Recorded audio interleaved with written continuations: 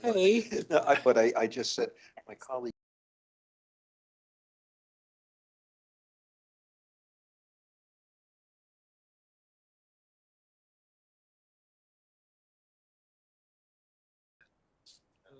Going to call the meeting of the regular meeting of Monday, March 2nd, 2026 to order at 5:37.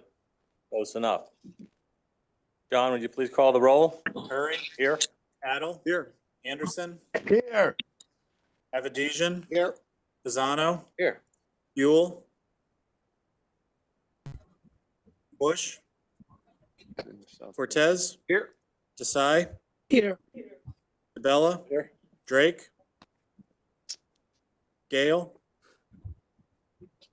Gardeau. Here. Gentile. Healy. Here. Oheb. Johnson. Here. Chance. Lester. Here. Lewis. Here. Magnan. Here. Van Dyke.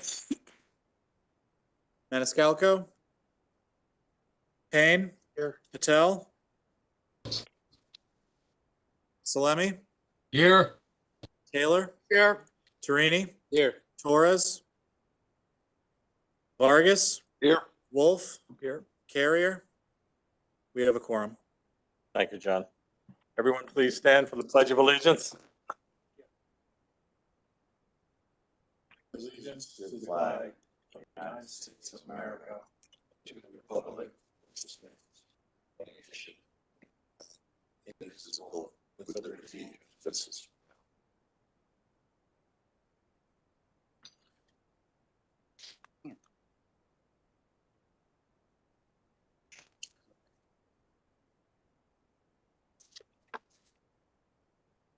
Next on the agenda is the approval of meeting minutes of February 10th, 2026.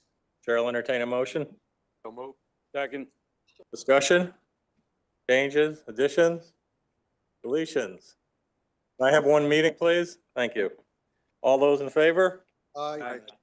Aye. Motion carries. Next is public comments relative to agenda items. Is there anyone in the audience that would like to address the board on agenda items? Seeing none, hearing none. Move on to number 6, independent consumer advocate comments and questions relative to agenda items. Liz? All right, thank you. Next is report from District Chairman. I have nothing to report other than for those that were not here earlier tonight, congratulations to Commissioner Payne for being elected chair of the Bureau, Water Bureau, and Commissioner Gale for being elected vice chair of the Water Bureau. And it moves on to report from the Chief Executive Officer. Thank you, Mr. Chairman. I just have a quick presentation I'm going to have on the screen, and I'll be talking to it, and everybody can see the presentation here. Again, we're going to talk about stormwater, and it's a different topic, but it's the same scenario. If everybody remembers James Carville, he said, Scott, it's a stormwater stupid. And stormwater, what we've realized is stormwater is the enemy to the MDC sewer system. So talking to the chairman and to Commissioner Torres, I'm planning to have a similar meeting to what we had in May of 2024. We brought all the towns in to talk about a stormwater authority. This is not to talk about stormwater authority. This is talk to more about we need to do more to remove stormwater from our system. This slide you've seen 1,000 times. This basically talks about wet weather, and you know, and I hate to pick on West Hartford, but I'll pick on West Hartford because they have one of the dramatic wet weather flows. During a dry day, we get 8 million gallons of sewer coming to the plant, and on a wet day, we get 65. And these numbers are just growing and growing and growing. And the more we do, if we go to the next slide, the more we do, I've showed this before, $10 million. That wet weather, all of that wet weather from our towns cost all of our towns $10 million. It's divided by ad valorem. And my concern is, as much as we're doing, this number is going to grow. and this will grow over time. And if you can imagine, if we could freeze this $10 million in time and not let any more wet weather come into our system, we would mitigate the impacts. But as this grows, you're talking about, you know, every $10 million is, imagine how much money we could borrow debt service with 10 million bucks. If we didn't have this bill and we took $10 million a year and we used it to build storm systems in our towns, you could spend $150–200 million a year in building storm systems. So as this grows, we're simply going to be paying more in wet weather and not building storm systems. This next slide, you've seen this before. This basically just shows, you know, here's how our stormwater gets into our sewer system. It's called inflow, which is water pumped into our system, and it's infiltration, which is the cracked pipes. The cracked pipes is our responsibility. We're responsible under the consent order, consent decree, to fix the pipes so that we don't get infiltration into those pipes. But if you can see here, and it's tough to see, and I'm using my pointer here, and I don't know if it's going to show up on that nice bright screen, but these little blue arrows here, that's depicting the elevation of the groundwater. The groundwater, the more we line our pipes, the more we fix our pipes, the higher the groundwater table goes. Next slide. This is just think about it. The top, this is for West Hartford. I'm sorry for picking on West Hartford. We're going to pick on Windsor too. But this is just an example. The red line simply is the sewer that's lined, and then the blue is a sewer that's not lined. And this just shows the elevation in groundwater, 2 to 3 inches. And same thing with flow. The flow in the pipe drops as we line our pipes, but that's for a dry weather day. So yes, we're doing our job. We're lining the pipe and we're reducing the amount of infiltration. But as you can imagine, as groundwater rises, everybody's sump pump in your home, whether you got it from the MDC, most sump pumps have a float in it. And the float is based on elevation of water. And as the water rises, the pump runs. And so if you have a higher, go ahead and change the next slide. This is just an example, so I'm not picking out West Hartford. Windsor, same thing. Even more different scenario, up to 2 feet. Next slide. We have to get stormwater out of our system. The more we line, the more we spend. When I say line, I'm saying we're spending millions and billions of dollars to do this. And yet we're now starting to see the groundwater is still rising. Why? Because as everyone has seen, when we line our pipes, you wind up with people have a wet backyard, and this elevation of water grows in the ground, and your sump pump's running longer. Well, in most cases, that sump pump is connected to our sewer system. So it's like a vicious cycle. We're spending all of this money to improve our systems to comply with consent order, consent decrees, and we're actually circumventing that by inflow.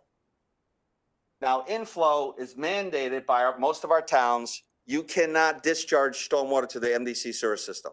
In most cases, our towns, before they became members towns, they had these ordinances, are still on the books. You can't discharge stormwater to the sewer system, but we do. What are we going to do about it? Well, we could fine our towns. We could impose sanctions, blah, blah, blah. That's not going to work, right? And so what did we do? We said we had a circumstance in Windsor, Great Ponds, and a circumstance in West Hartford where development, we couldn't develop an area of a town because we now consider, when we look at a capacity of our sewer pipe, we're not just looking at a dry weather day. We're looking at a wet weather day, because the wet weather is the problem. The rainy day, if we have a development come in and say in West Hartford, we needed to discharge 66,000 gallons per day to the sewer system, we said, okay, that's fine, but we can't fit it in the wet weather day. It won't fit. So what do? We agreed with the town. We agreed with the developer. The developer paid. The developer paid us $307,000 for us to use that money to reduce the wet weather flow in that town. That's a good solution as part of that concept. And with Great Ponds, we just passed a new ordinance, EIRR, equivalent, a reduction of inflow. And so that is an expensive proposition. It's our only solution to reduce inflow from a area within our district towns, non-Hartford towns, but the other 7 towns. And the problem with that is what? It's going to cost developers money. So this meeting that we're going to have with the town managers, engineers, commissioners will be welcome. I'll be sending out a letter summarizing this, is to let them know, hey, just like what happened in West Hartford, just like what happened with Great Ponds, we're now going to be charging a fee as part of the ordinance so we don't have to say to a development, sorry, during wet weather, we can't allow you to connect. And just one more side of the thing. This is just a depiction of what it looks like today without a storm system. Next slide is, our goal is, and what we've already presented, we're looking for solutions. The EIRR ordinance is a Band-Aid, right? It's going to allow a development to actually connect based on a wet weather condition. So that's good. But it doesn't solve the big picture. The growth of the inflow over time is exponential. And we've got to find a way to address it. So we have proposed partnering with towns, and this is just one option, partnering with towns and possibly the little blue line there, which you can't see with my little clicker here. But one concept is the town builds a storm system. We encourage the town to build storm systems. The MDC may partner. We already do all of the work internal as part of our backwater valve program for free. So possibly we could incur the cost of the new storm lateral that would help encourage towns to build systems. But if we don't do something, we're seeing the results that the more money we spend, we're not solving the inflow problem. We're solving the infiltration problem, but inflow and infiltration is the same end result. That $10 million a year is going to grow and grow and grow. So I just wanted to let everybody know, I'll be sending out a letter to the towns. I've talked to most of the town managers about this concept. The goal would be to have a meeting in the late March, early April timeframe. And hopefully we can get some consensus from towns.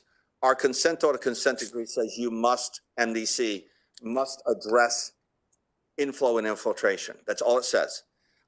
We need the towns to do more to remove stormwater from our system. And that's my report, Mr. Chairman. Any other reports? No. Okay. Question? Commissioner Adel? Scott, I know that there's an issue in the wintertime because of icing. But why don't the towns allow some pumps to go straight through to the street? Well, obviously for towns that have their own, separate sewer system, both storm and in Hartford, you cannot discharge to the street because of sidewalks and all those good things.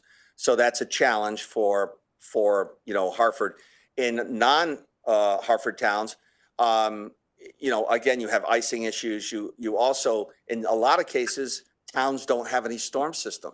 There's just nothing there. So you're going to have ponding. You're going to have all kinds of problems with icing. So the real solution to this problem is developing a program, whatever that looks like, that encourages towns. And not every town has the same problem, right? Not like East Hartford doesn't have this problem. They have a different soil condition. They have their own, issues with the dikes and those kinds of things, but they don't have this condition that Wethersfield, Newington, and West Hartford have. But it may be only 3 towns or 4 towns that has the problem, but it's costing everybody $10 million a year.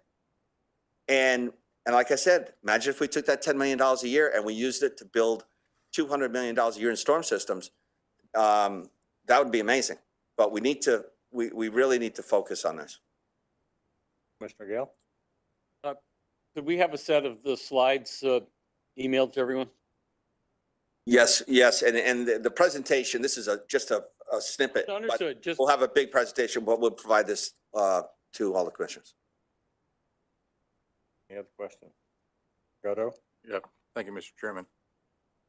How many miles of MDC sewer system does not have corresponding stormwater Oh, that's a good next to question. it? We have about, and it changes every year, and obviously because we're building new sewers, but we have about 1,400 miles of sewer. And the MS4, do we know that number, stormwater in the other towns, roughly? I mean, we can get you that number, but that's a lot less. a lot less. Yeah, it's just because of things that you said. I'd like to know where the blind spots are. Sure. With regard to the stormwater, lack of stormwater sewers where there is MDC sewers. Yeah. We'll make sure we include that in the presentation. Thank you. Any other questions? Okay, thank you. Move on now to report from district council. No report, Mr. Chairman. Thank you, sir. Number 10, Water Bureau, consideration potential action regarding Farmington Woods encroachment. Chair recognizes the Water Bureau Chair, Commissioner Payne, for a motion. Thank you. The Farmington Woods encroachment was approved unanimously. I make a motion to approve. Is there a second? Second. Discussion? All in favor? Aye. Aye. And opposed? Motion carried. And number B, Operation Fuel Agreement, we did make one little adjustment on it for age, but everybody was in agreement with it, and it was approved unanimously. So I'd like to make a motion for that approval. Second. Discussion? All in favor? Aye. And opposed? Motion carried. Can I have one meeting, please? Number 11, consideration potential action, 45 Granby Street, Hartford. License agreement, recommend action, receive report, adopt resolution.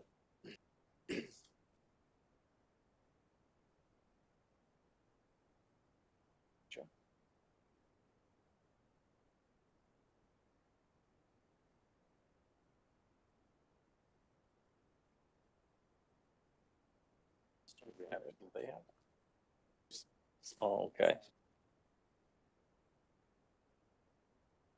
All right, 11, license agreement. Chris, you doing this? Who's doing this? This is John Myrtle. The item before you relates to 45 Granby Street. Back in starting 2014, we allowed a neighboring property, a church, to park on the property. That church has now changed its name, or it's the church is a different church that's using the building now. The license agreement that was approved by the board does not allow the right to park to be transferred to any successors. So we are bringing forward basically a renewal. I think it's the church is somehow connected to the prior one, but it's a new entity. There's a new pastor, and they've had use of this property for parking some vehicles for a long time, and we're proposing extending that to the new congregation.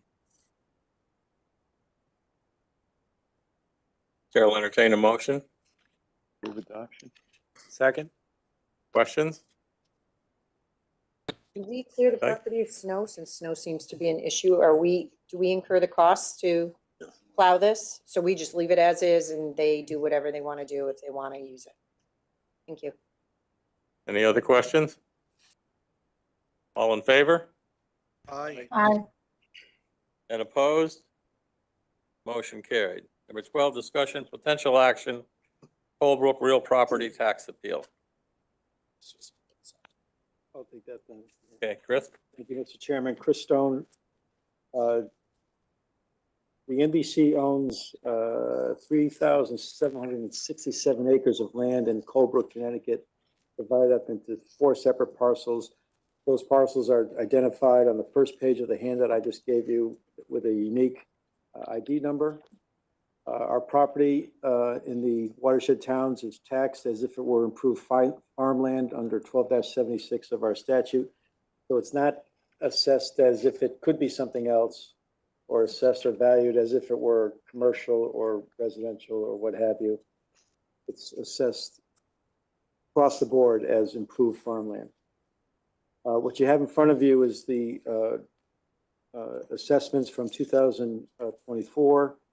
That was the product of a revaluation that was performed in 2020. They're on a 5-year revaluation schedule. So you see the new assessments for 2025, effective October 1, but subject to appeal, which are set forth there. And there's an increase you can see on the far right of the first page of a relatively insignificant amount. It's 2.7%, 7.2, 5.5, and 1.5%. And that's an increase from, not from the values necessarily from 2024, but the values that were set in 2020, because those carried for 5 years. So you can divide those increases by 5 and you'll get the annual increase over time, which one might think arguably that's relatively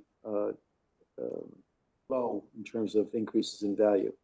That being said, with any revaluation, the MDC has an opportunity to appeal those assessments if it feels that they are that the property's been overvalued or valued based upon the wrong criteria of valuation. We did file an appeal. I will tell you it's more in the form of a pro forma appeal because we had a deadline which we didn't want to miss.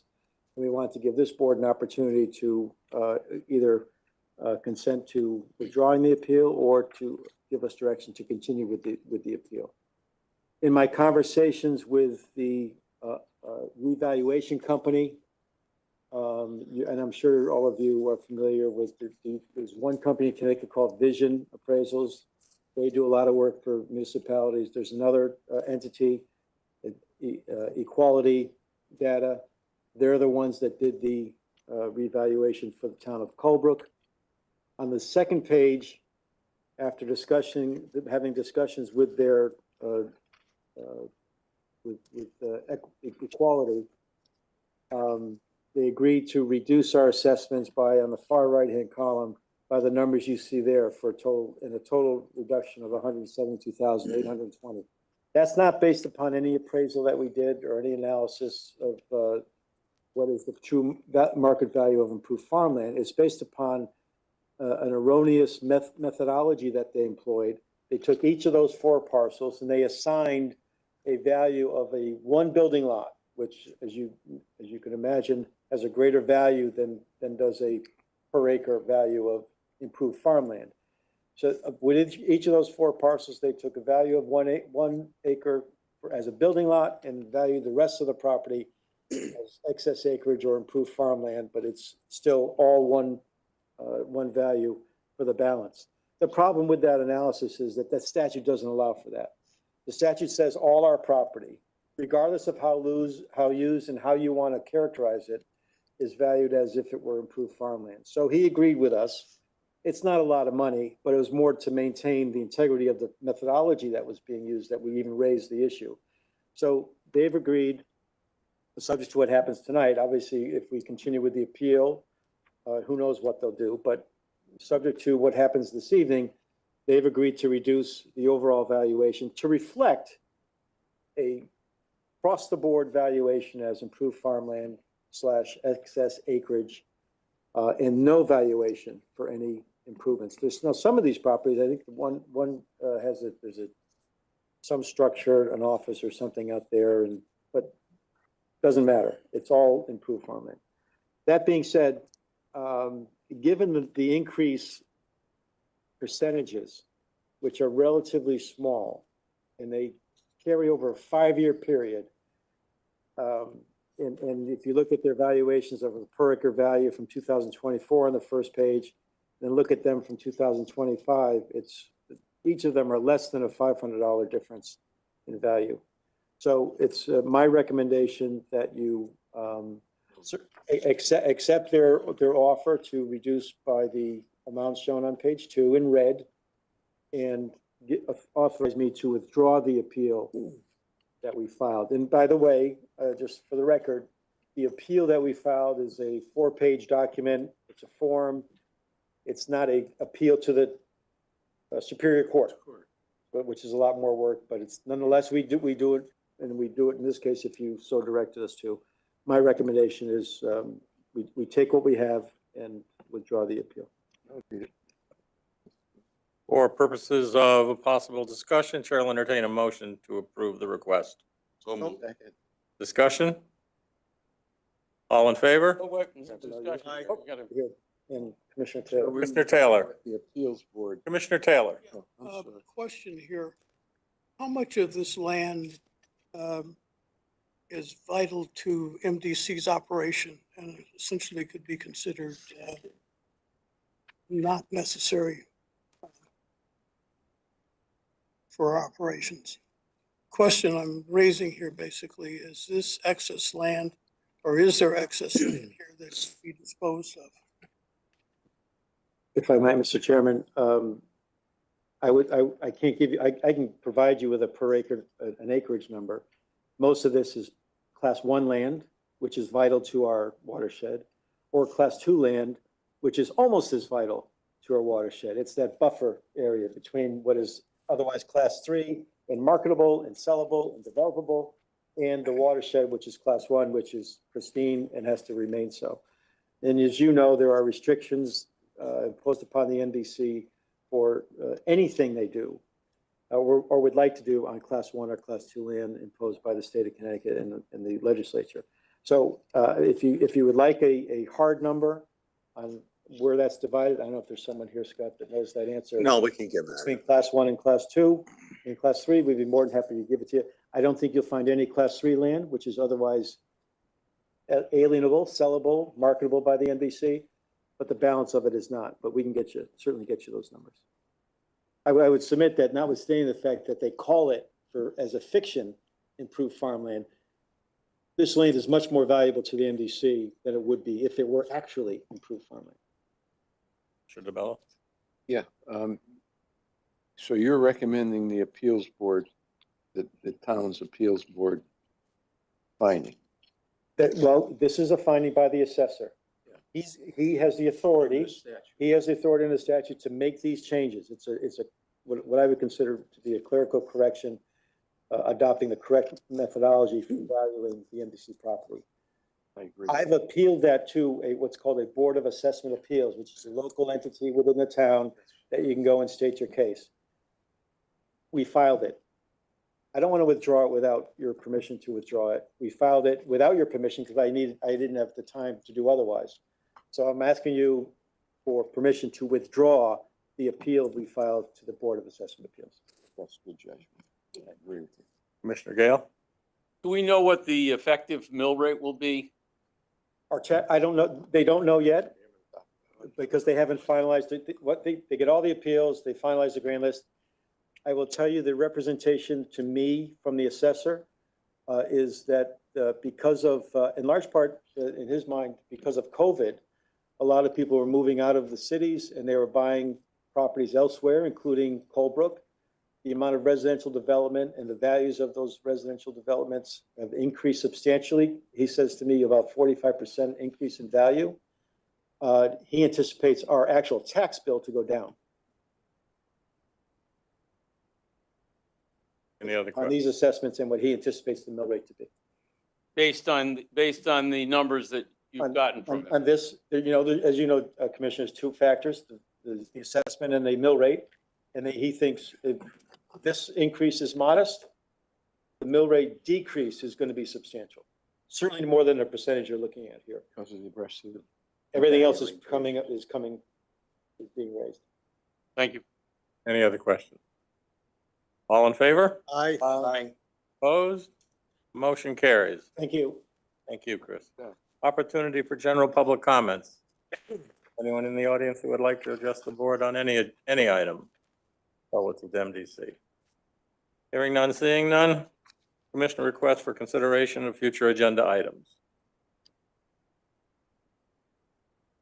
Hearing none, seeing none. We've completed the agenda. This meeting is adjourned. Take a look at it.